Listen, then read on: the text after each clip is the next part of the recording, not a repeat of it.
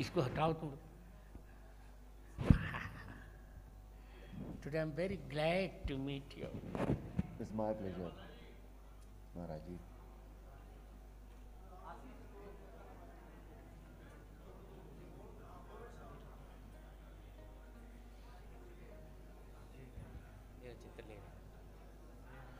नहीं, मैं कह रहा हूँ उधर से हट जाओ।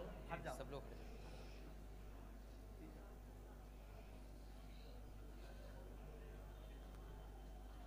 तुम अभिनय करते थे, 3 बंद आंखों से मुझे राम जी का स्वरूप दिखता था। बहुत कृपा आपकी, बहुत बहुत बहुत कृपा आपकी।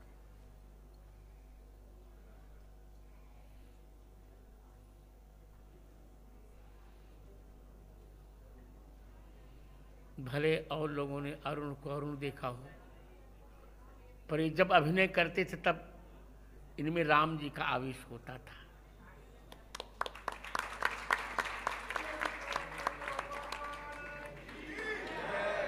और इनको भी लगा होगा कि रामत्व, जब तक भारत में राम सापेक्ष राष्ट्रवाद नहीं होगा तब तक भारत के कल्याण की कल्पना नहीं की जा सकती। सत्य वचन, सत्य वचन। यदि कोई वो संवाद कंठस्थ हो राम जी का तो मैं दूंगा ही, कंठस्थ हो तो। जी जरूर। अच्छा, मैं दे रहा। जैसी आप मैं अपने वक्तव्य में ही अरुण गोविल को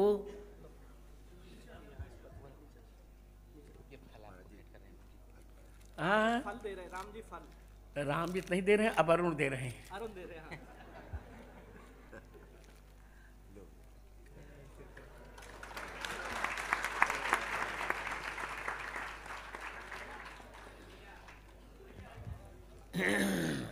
अरुण,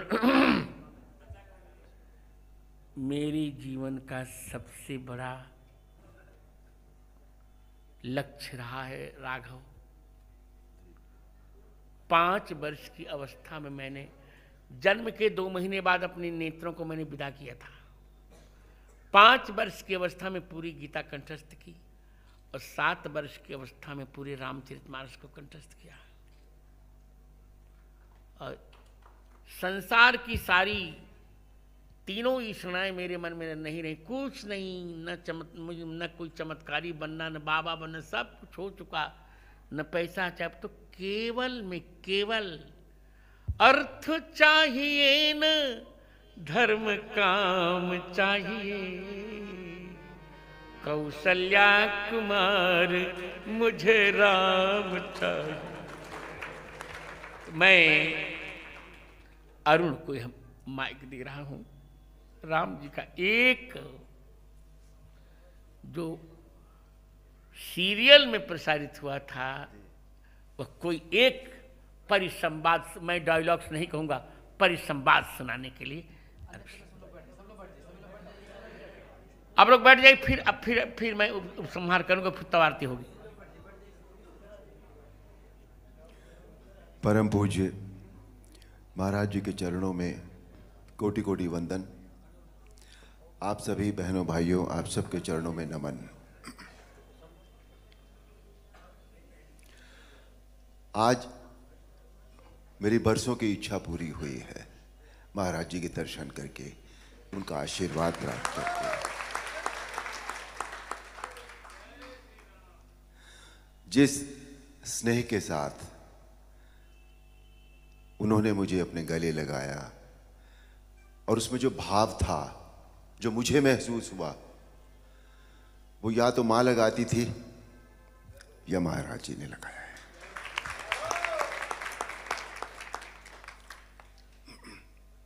महाराज जी की आज्ञा हुई है रामायण का एक परिसंवाद सुनाने की। एक प्रसंग है जो हमारी रामायण थी उसमें, कि रावण जब पहली बार भगवान राम के सामने युद्ध क्षेत्र में आते हैं, तो उनका सामना सभी से होता है। पहले हनुमान से भी होता है, सुग्रीव से भी होता है, सभी लोगों से होता है। पर कोई भी रावण को कुछ कर नहीं सका था, क्योंकि इतने वरदान थे उनके पास।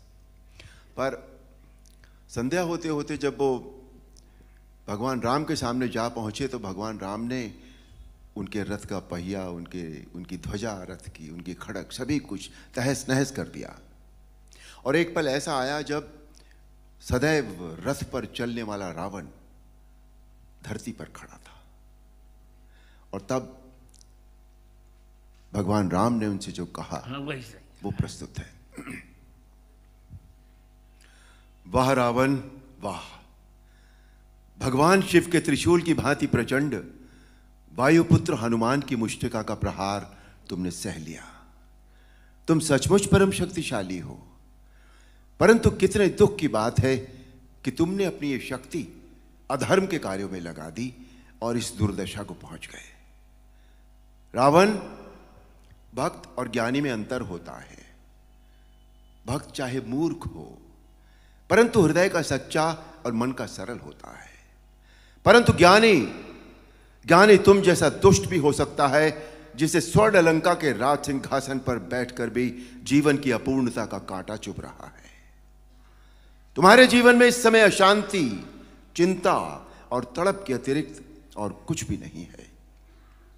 तुम्हारे जैसे हर दुराचारी को एक समय इस बात का आभास हो जाता है कि उसका अंत समय निकट आ गया है, और तब वो एक घायल सांप की भांति अपनी सुरक्षा के बिल ढूंढता फिरता है, लेकिन उसे कहीं सुरक्षा नहीं मिलती। वही अवस्था इस समय तुम्हारी है।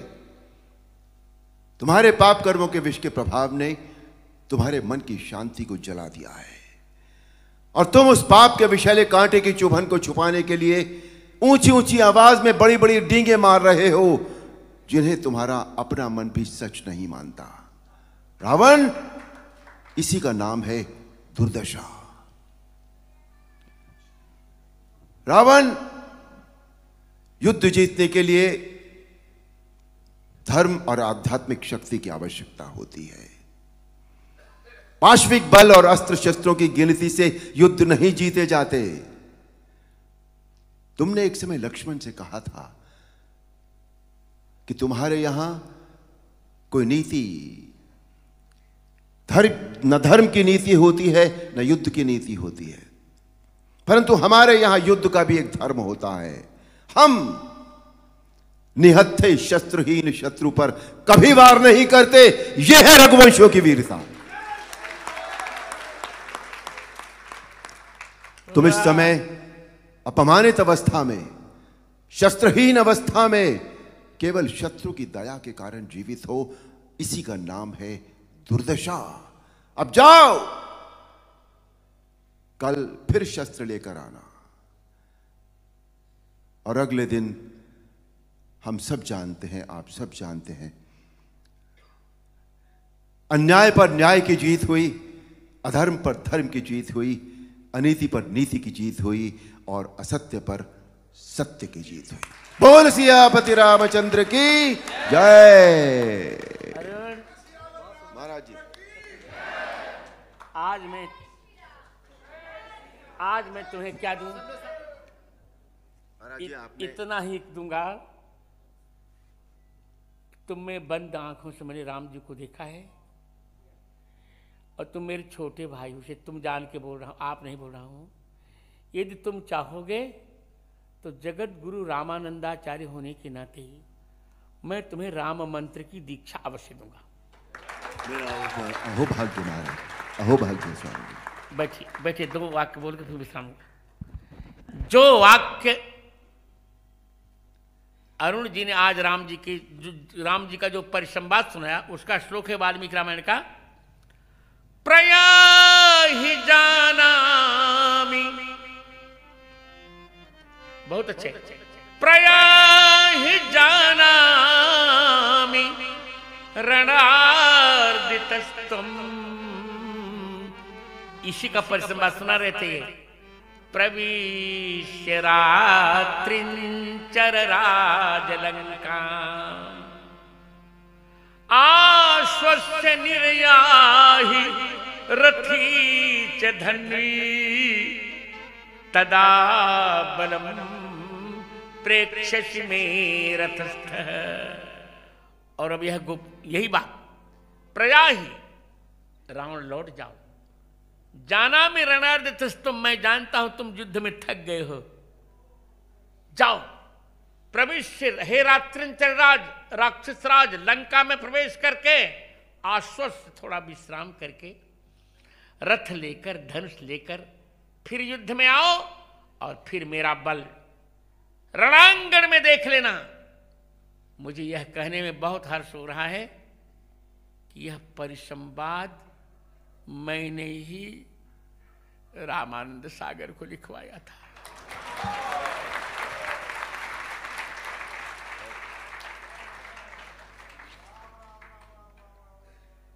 तो अब चलते हैं।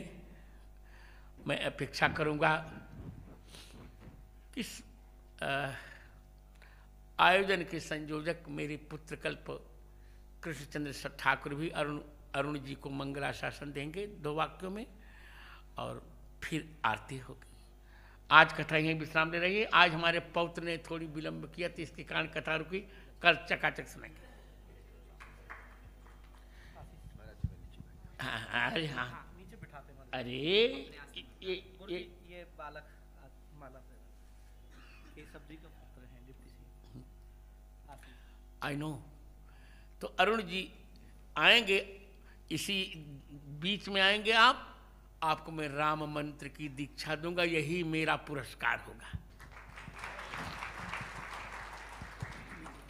अब मैं आहूत करता हूं आयुष्मान भागवत भास्कर, मेरे प्यारे प्यारे लाडले पुत्र श्री कृष्णचंद्र शास्त्री को 2 वाक्य कहने के लिए फिर आरती करते हैं।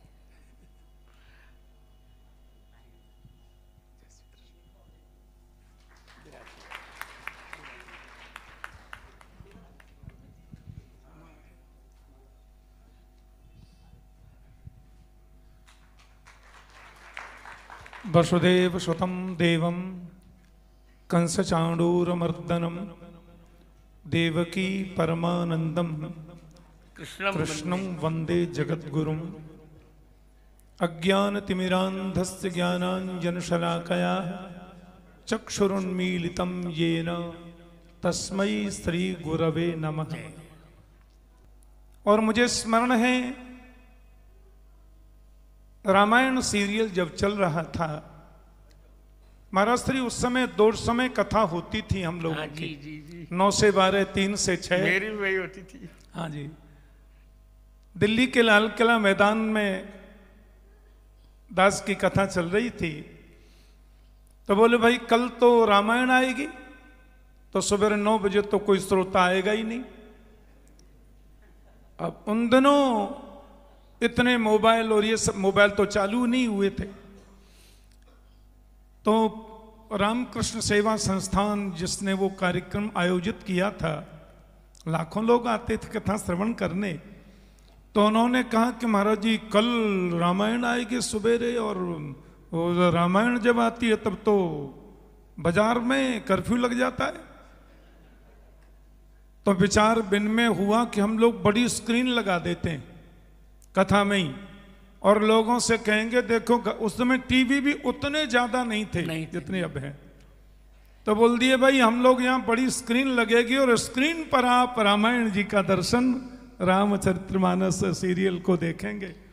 तो महाराज जी रोज से दुगनी भीड़ आ गई, क्यों बड़े पर्दे पर देखना था, और हम लोग भी आकर सब आनंदित हो रहे थे, देख रहे थे।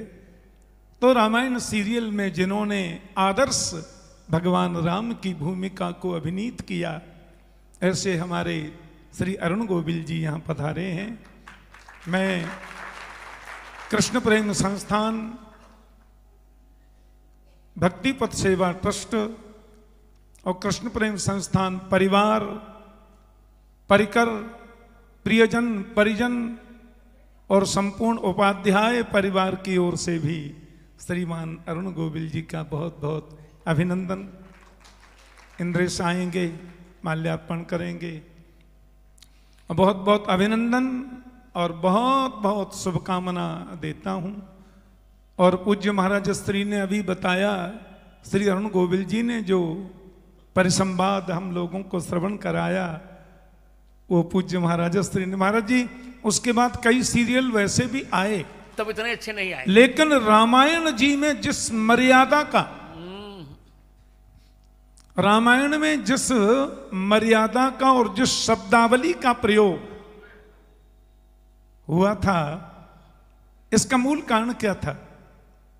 मैंने देखा श्री रामानंद सागर जी ने रामायण सीरियल की संरचना से पहले भारत के समस्त शीर्ष संत विद्वानों से मिलन किया, उन सबके चरणों में जाके बैठे, सबसे शास्त्रीय सम्मति प्राप्त की। इसलिए महाराज जी रामायण सीरियल में मुझे लगता है एक भी वक्तव्य और एक भी दिन का एपिसोड ऐसा नहीं था जिसको आप जरा भी अशास्त्रीय कह सकें। इसलिए, और उसके जितने पात्र थे वो सबने भी किस मर्यादा का अनुपालन जीवन में किया। तो ये सब देवो भूत्वा देवम यजेत, ये शास्त्र की आज्ञा है। आहार शुद्धौ सत्व शुद्धि सत्व शुद्धौ ध्रुवा स्मृति, और सीधी भाषा में कहते हैं जैसा खाओ अन्न वैसा होवे मन, जैसा पियो पानी वैसी होवे। तो मुझे उन दिनों हम लोग युवा थे महाराज जी, तो सब एक एक बात इन लोगों के बारे में जानते रहते थे।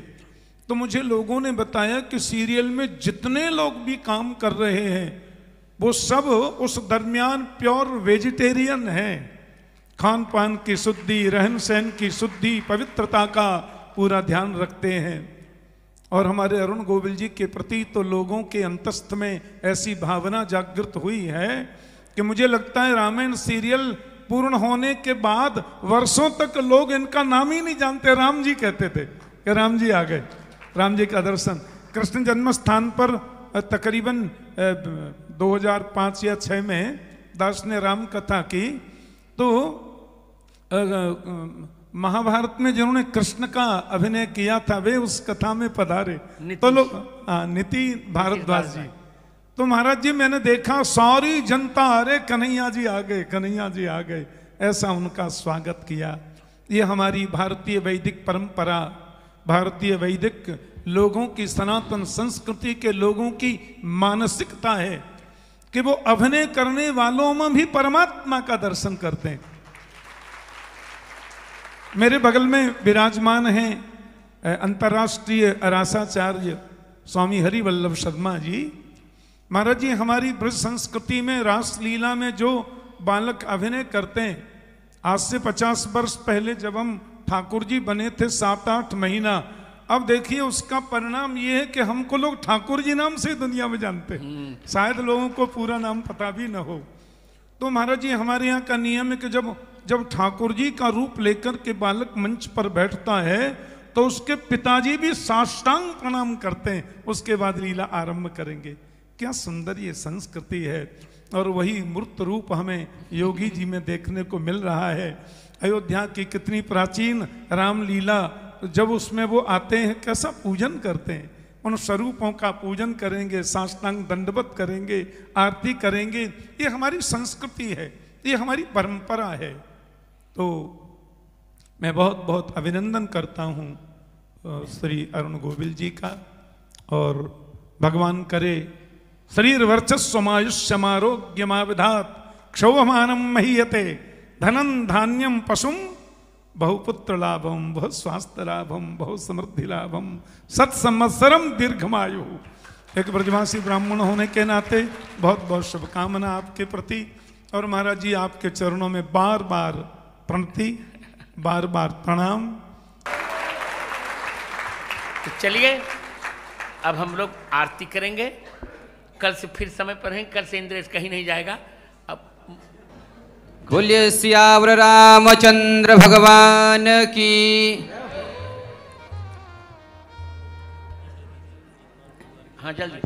देखिए आज कितना अद्भुत संयोग है।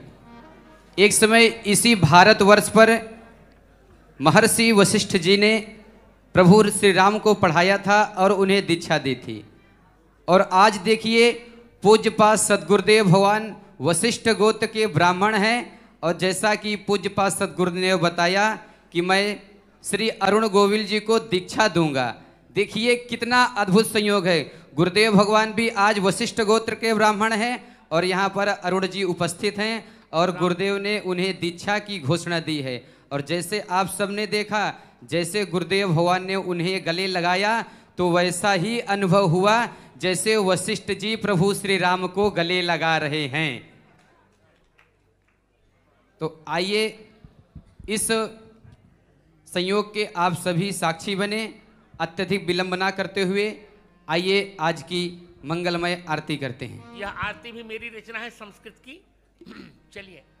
वंदे भागवतम प्रभु वंदे भागवतम वेद कल्पतरु सुफलम वेद कल्पतरु सुफलम वेद व्यास कृतं प्रणमामि त्वां प्रणमामि श्री शुकवीर मुखज्योत कृष्णामृतमहितं प्रभु कृष्णामृतमहितं द्वादश दिव्यस्कन्धं द्वादश दिव्यस्कन्धं ज्ञानविरति सहितं प्रणमामि त्वां प्रणमामि ब्रह्म सर्गमन्वन्तर कपिलादिक जुष्टं प्रभु कपिलादिक जुष्टं ध्रुव प्रहलाद चरित्रं ध्रुव प्रहलाद चरित्रं भावुकतापुष्टं